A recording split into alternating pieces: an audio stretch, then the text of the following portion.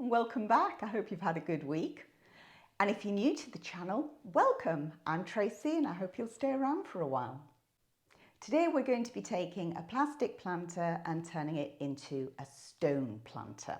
And more importantly, it's one that you can use outdoors. Now there are lots of videos around about creating aged stone effect on pots, but invariably you can't use those outdoors. I've got a video myself doing that. And I get lots of questions on how to create that effect, but be able to use it outdoors. By the way, there's the video if you want to go and have a look at how to create a stone effect really simply. Back to today. Plastic planters do have their merits. They're cheap to buy, they're very lightweight, easy to move around, and they come in all shapes and sizes. But they're plastic and they don't really compare to stone pots at all. However, stone pots, as beautiful as they are, they're very heavy and they're very expensive to buy. As with everything I do, it's going to be budget friendly.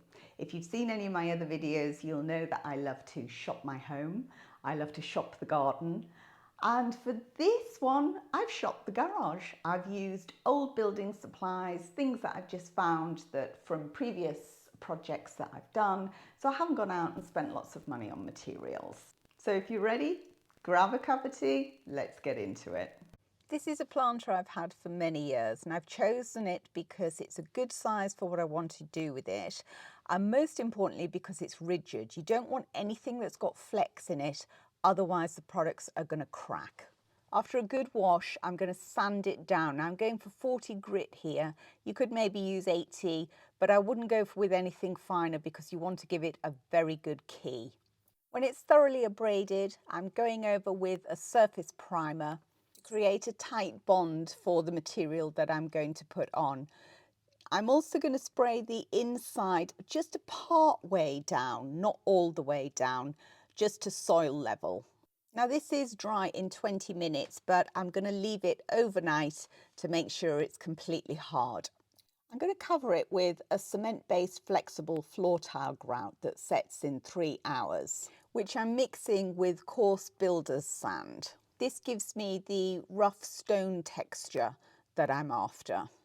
Any brand will do, but the most important thing to look out for is that it's waterproof and frost resistant and it is designed for exterior use.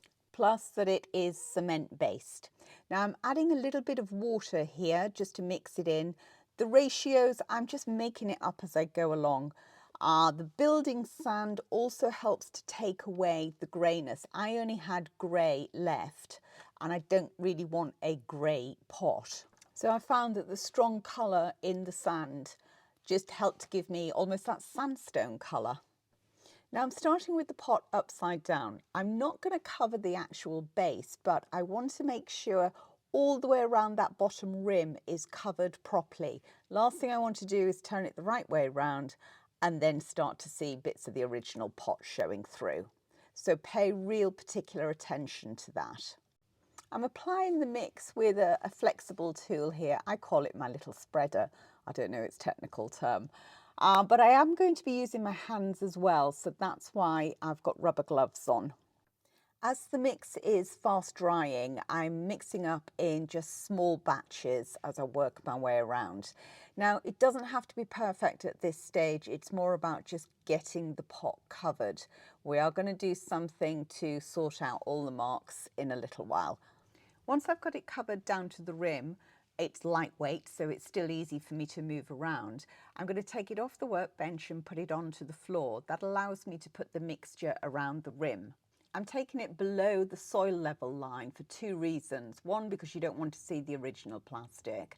And 2, it gives me a surface to practice different paint techniques on instead of straight onto the main pot. Another tip is always have a bucket of water there so you can easily rinse your gloves off and dry on an old towel. As it starts to dry, the mixture becomes stiffer, and this is the time you need to go back in and start smoothing off. So it'll knock off any big lumps and you can just work out different marks and leave the texture there that you want to be seen. As it starts to dry, it lightens and the darker patches are where it's still damp. Now you could just stop at this stage when it's dry and leave it like that. But when you look at stone, it has lots of different colours in it. So I'm going to add a little bit more interest. I have some white tile adhesive left over from when we did the cottage bathroom. So whilst I wouldn't trust actually putting this on a wall and tiling, it's going to be ideal for a project like this. It's waterproof. And it's still malleable. I can still work it and get it to a state that I can apply it to the pot. I'm putting this on with my fingers, obviously wearing gloves, and just going gently at first until I kind of find my rhythm with it. And then I'm going to cover the whole pot. Now it goes on looking quite grey, but it's going to dry white. If it's too white, then that's not going to be a problem because I'm going to be able to dial that whiteness back, and I'll show you how. If you're enjoying this, then please do hit thumbs up, subscribe if you're not already, and turn on notifications. Thank you. Once I've got it on the inside, I'm going on to the next stage. As you can see, this is a very old tin of paint, but it's black, and I'm going to use a toothbrush and mix it with water. Now that's probably even more than what I need.